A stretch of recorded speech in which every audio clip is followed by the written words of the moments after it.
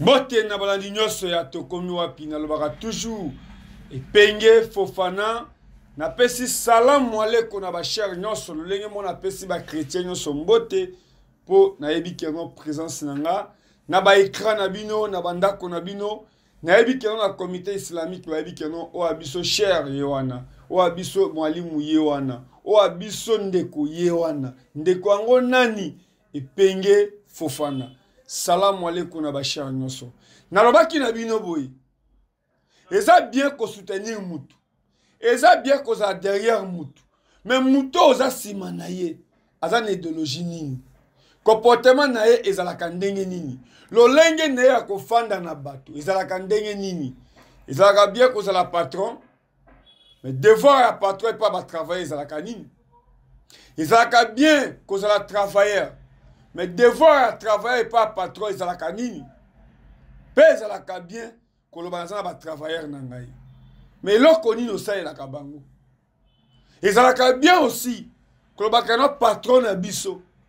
Yo attaque travailleur. Ozon ils la kaye nini. Mais mbula soki eye ma etika ke baleki na rapeti libanda. Pour nini bateta balia kaloso toujours na maboko. Na lobby. Pona nini mutetela o ase respectaka alia kaloso na maboko po moke sena ke koya na se soso pe ya adoda libata ya pe adoda meme mbwa aya kolia pana tuna ki mutuna mikolo ekomika koloba koloba pesa mabete ebisa kibino koloba ya mona mboka Toussaint Alonga azanani avocat, Toussaint Alonga, député national honoraire. Élu, il y a 2011. Nakosenga Nabino, Bolanda. Sortie médiatique. Il y a Toussaint Alonga. Télévision, ESA, radio T. Bolanda. Tolingi ko rappeler ba Congolais nyonso boye. Kobanda 1960 ti lelo yo na 2022 lolenge ya kosala politique na Congolais etikali jamais ko changer comportement ya homme politique kobanda 60 ti lelo eza toujours répétition ya ba mabunga olie mboka e avancer. Mais mboka ezozonga toujours sima. Parce que comportement ya l'homme politique oya sengia kamba mboka azako se distinguer te na comportement ya qualité. Tango nyonso tozomona bato na discours moko très séduisant. Chaque fois que ba intérêt personnel na ye et comme il a problème ou eloko alingaka zwa azui yango te amemeli bato discours moko pona ko séduire bango bosala boye ngai nazali papa bonheur ngai na ko memela bino changement ngai na ko memela bino oyo bino bozozela ba mosusu bazomi benga meme biso ba faiseur du roi mais nzokande les mêmes personnes o bazolo ba ke baza ba sauveur ba faiseur ya roi tango nyonso bazokota na kati ya mosala olie ba traduire mayele na bango pona ko changer qualité ya vie ya ba Congolais malheureusement kobanda 1960 ti lelo les mêmes comportements. L'homme congolais a comprendre na note que destin ya mboka mobimba na génération ezako ya ezana maboko na ye ke sengi ye tango ba pesi yo bokonzi au travailler aux ala mosika na makambo ezangi tina de tout ce qui est subjectif parce que avenir ya bana na biso na bato ebele ezana maboko na yo na Congo kobanda 1960 ti lelo toyoka ba kombo ya bato minene mais ba kombo nyonso toyoki yango na Congo ti lelo etikali ko mema changement te na vie ya bato. Donc politique ya lelo tozana tina ba kombo na bato te soki kombo na onani Congolais zesu na tina nangote Congolais azoluka quel que soit esika moto wana ko uta wa ko memela changement c'est-à-dire qualité ya vie na e mokolo na mokolo soki ko changer Congolais azana besoin ya moto wana discours séduisant oyo komema bato po balanda yo toyoka tomona maintenant Congolais azana besoin ya concret soki concret ezate quel que soit bolingo tokoza nango na yo quel que soit combo na yo et ko servir biso neloko moko te parce que esengi to comprendre boy combat politique eza apanage ya groupe moko te ke biso bakolo combat biso to banda combat politique ezali affaire ya génération nyonso ekoya tango nyonso ba constater que makambo ba politicien bazoloba na vie na bango écart ezali bato wana ta ba votaki yo lobi ba botelema ba ko combattre yo politiquement c'est cela la dialectique na politique et que ba politicien ba yebake tant oza lié na congolais na contrat social contrat na oza également tenu na obligation ya résultat ce qui résultat exact quel que soit longi kitoko na yo quel que soit français na yo quel que soit mayele na yo quel que soit famille yo outil Congolais na boy ya lelo azana posa na ngote Congolais azana besoin ya changement c'est pourquoi parti les transformateurs oueza parti na biso to monaki ke compte tenu na actualité ya lelo na lolenge makambo ezo salema il faut que biso to se prononcer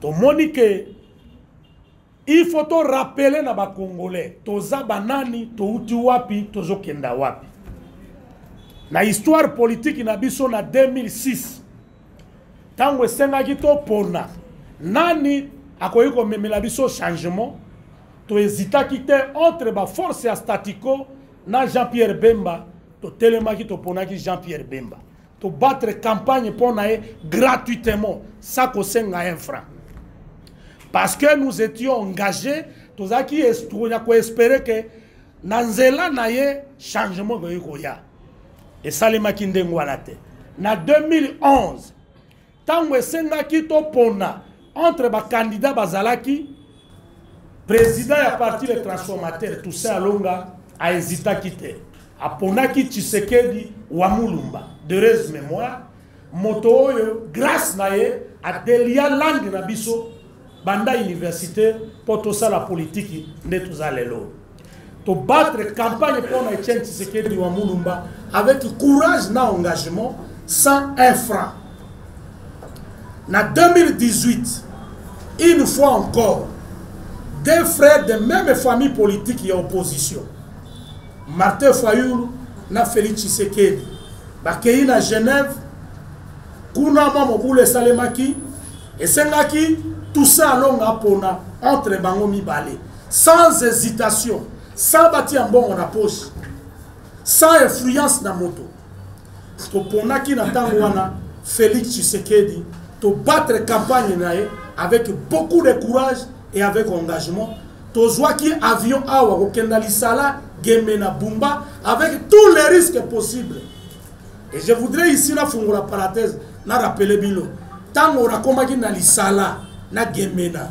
na olobela Félix Tshisekedi bato ebele kuna babana omona bisolo kwa libumba mais lelo naza étonné que les mêmes personnes nde ba entourer moto wana na kambo biso bana ikoloba comme ba prophète bandimela ki bisote tolingi koloba lisusu que biso to salaka politique ya opportunisme te parce que Félix a commis na pouvoir as un président ndena ya simanae jamais banda politique j'ai toujours milité à côté de l'opposition na kati ya passe na moment on a ndima ki Félix Tshisekedi on ne pouvait même pas d'une certaine manière soupçonner que Arokoma lobby président de la République ton ndima ki na ba risque nyos il faut bien rappeler que tango lamuka ezotindika mo pepe na Kinshasa wa batebele bakanga kimbanga na bango mais ngai tout ça alonga je n'ai jamais hésité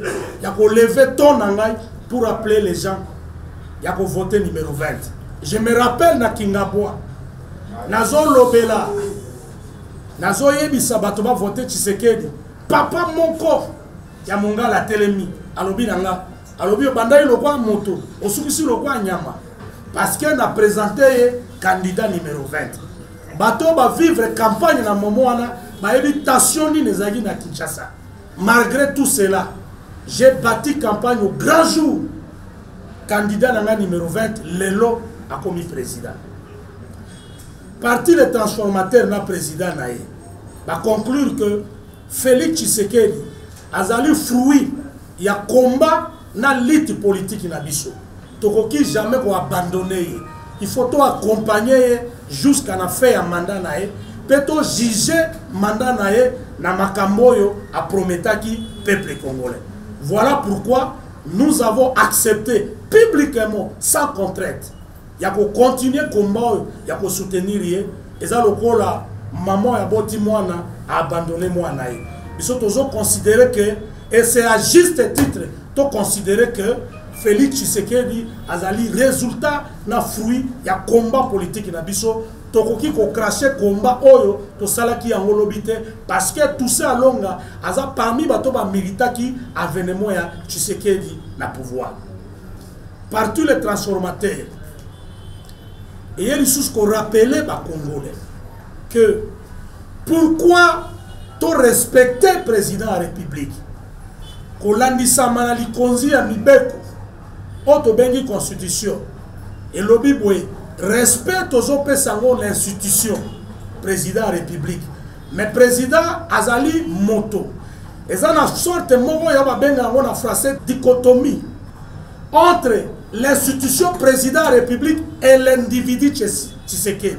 Ce qui est devoir respect na institution respect on appelle ça dit l'individu parce que c'est au nom de l'institution de l'individu on a sala. Voilà des choses pour na bateau baza civilisé va comprendre que tokoyi ko combattre Tshisekedi politiquement mais tokoyi ko se permettre de se livrer na ba brutalité verbale vis-à-vis à institution président de la République. L'essence de notre combat c'est d'arriver un jour à avoir une société civilisée.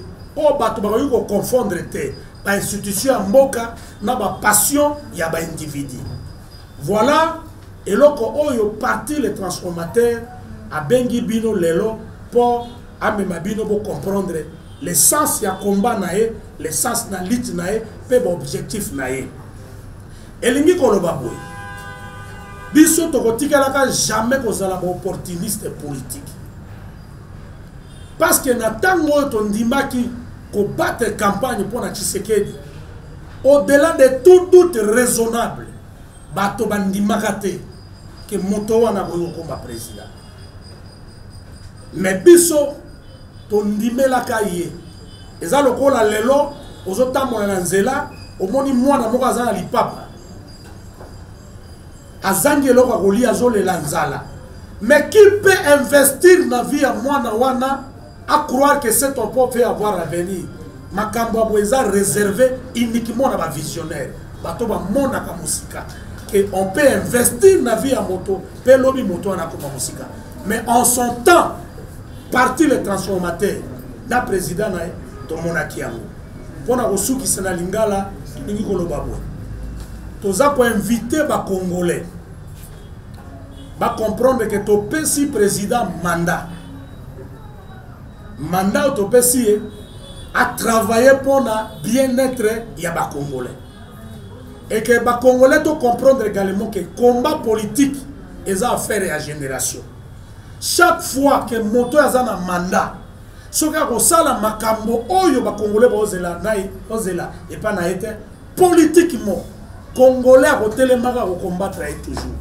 Donc personne n'a un monopole à combat. Le sens est à combat, et un sens à changement à mboka na biso et tant on nyos que changement comme ça la défaut, les hommes et les femmes se lèveront toujours pour engager pour que à jamais changement démocratie et contre Namboka. Je vous remercie. Merci. Nasuka mambo tout ça longa lobby. député en 2011. Mais parmi les députés respectés, na passage na bango, premier mandat na bango. Tout ça Alonga, honorable Mayo, honorable Sesanga, honorable Franky Diongo, honorable Lokondo, Zamaba Telaï, honorable Jali Sembous.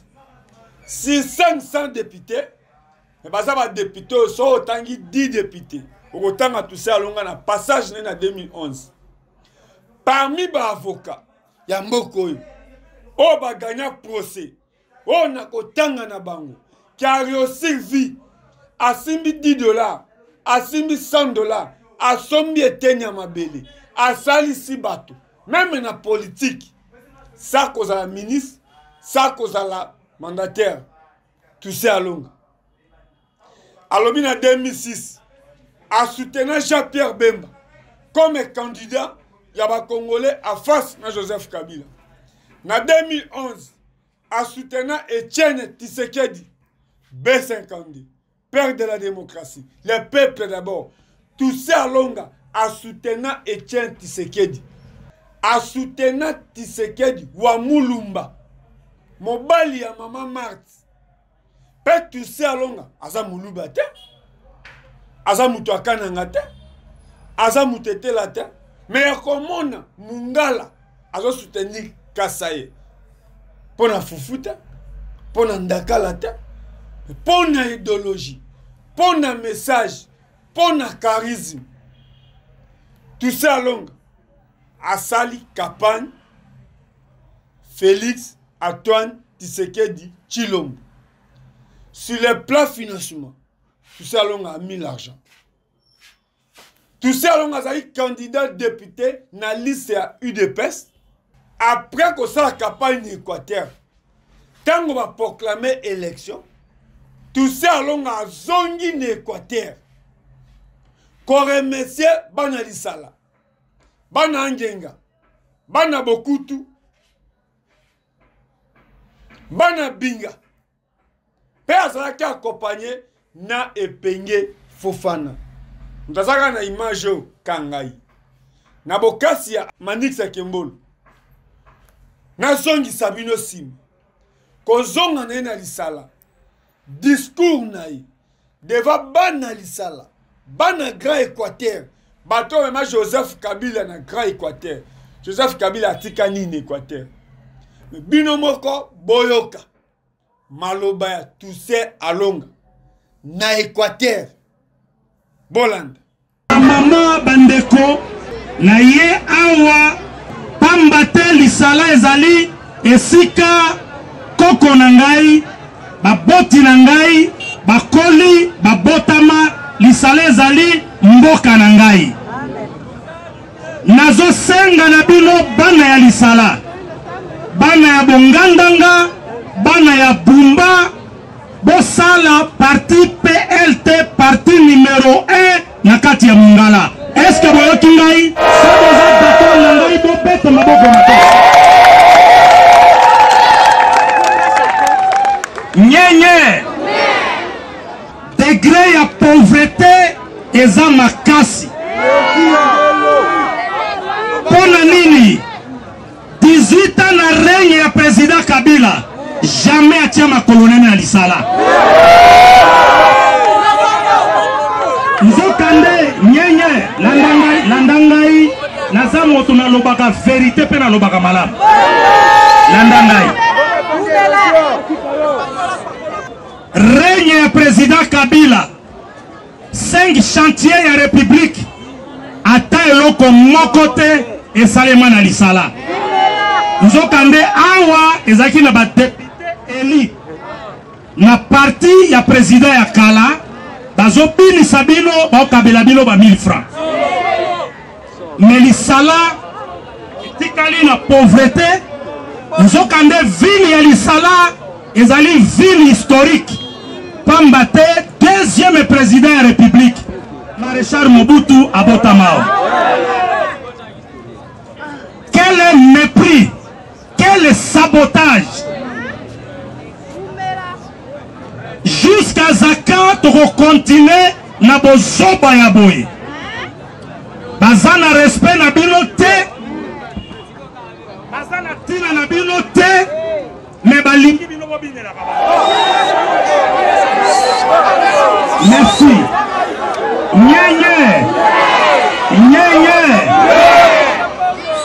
à l'époque ya Feka Tumba Mwake akomi na aéroport ya Lisala atali Lisala akitaka te asuki na aéroport abaluki akei andimaka te koeza ville ya Lisala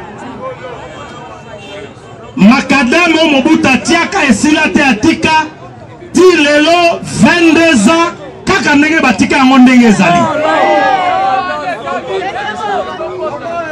nzokande Lisala ebimisi bana mayele ebele ba professeur Vundwawe bambanda bato ebele batangawa tango ya administration na makambo etalaki kelasi ya kotanga Lisala ezalaki esika ya liboso tala lelo position ya Lisala bana Lisala oye PLT viva PLT viva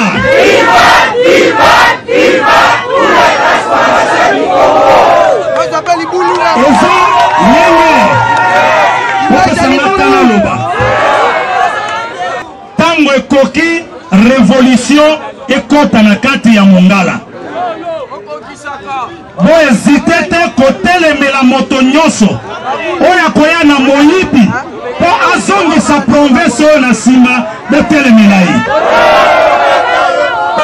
niveau province na biso eza na pauvreté gouverneur ye moko akokoka te il faut totia ye maboko il faut tosunga ye Félix Tshisekedi oyo akomi lelo président tango na yakawa nalobelaka biloke nga naza Tshisekediste banda 1990 naza na Tshisekedi naza opportuniste te ayebi nga mpe nayebi kozala pembeni na ye eza privilège te mpo na ngai me eza mpo na kolobela ye abalusa miso na ye na Lisala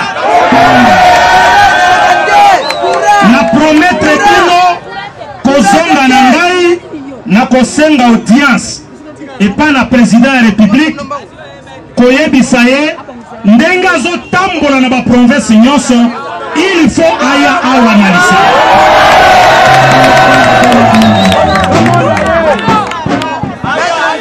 eza na bato bazalaki pembeni ya président ya république ya kala Joseph Kabila me batikala ta mokolo moko te koyebisa président ya république tala vi ya Lisala tala vi ya Bumba tala vi ya Bungandanga ata mokolo moko te me kozala pembeni ya président ya république sans que miso na ye baluka na province na bino tina nango eza nini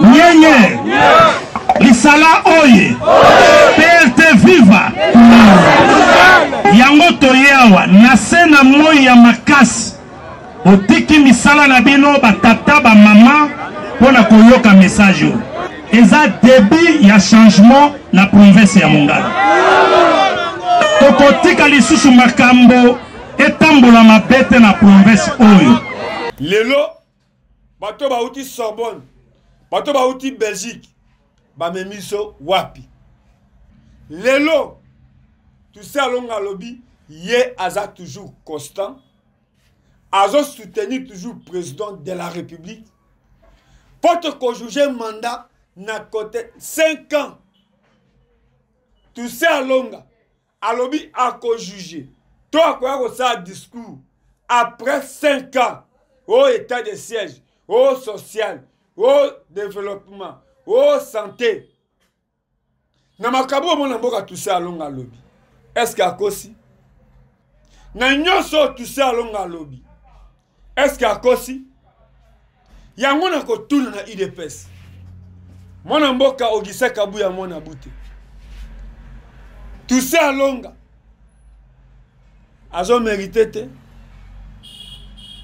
aza maele te na o nyonso tozo moni po tu sais alonga akenda Belgique te auta Sorbonne te auta Canada te auta France te banani bazo inisa président bato to banani bakomi kotinda bato na opposition na lobi boy banani oh bakomi kotinda bato na opposition mais depuis bozui président de la République bon me miye wapi ezaka mutuna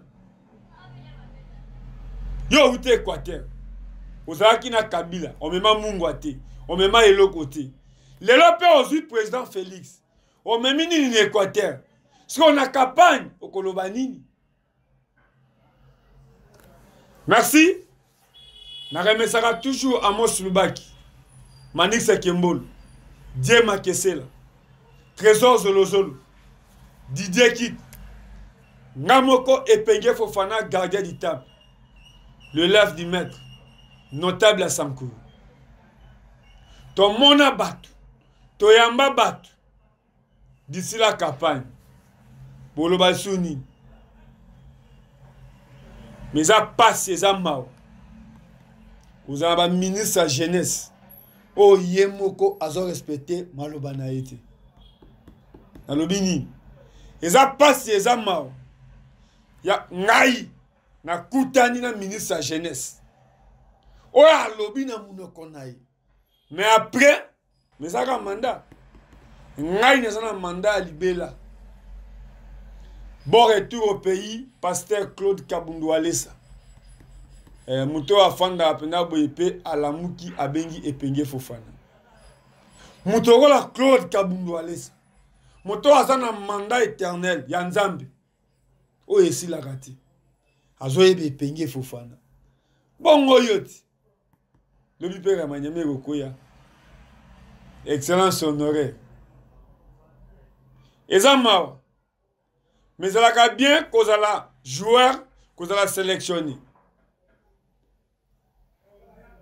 mais entraîneur ndaeba ka joueur oya lembi totia oyo mais ça m'a bête ya kozana na ba titulaire pe ya kozana ba joueur à réserve tango muzusu Nzambe moko ayebi pourquoi asengaki tout ça longa za na réserve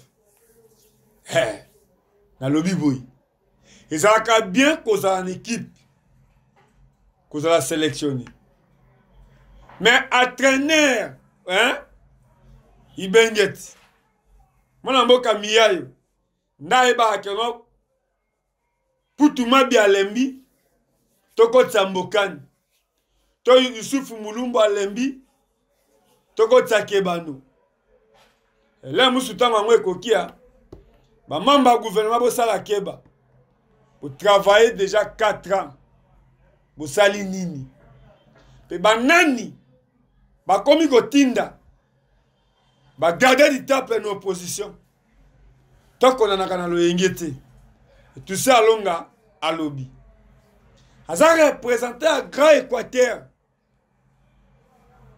na nyonso à lobby tozo abike tozo a papier na bato ba uti Sorbonne bon memi biso wapi merci.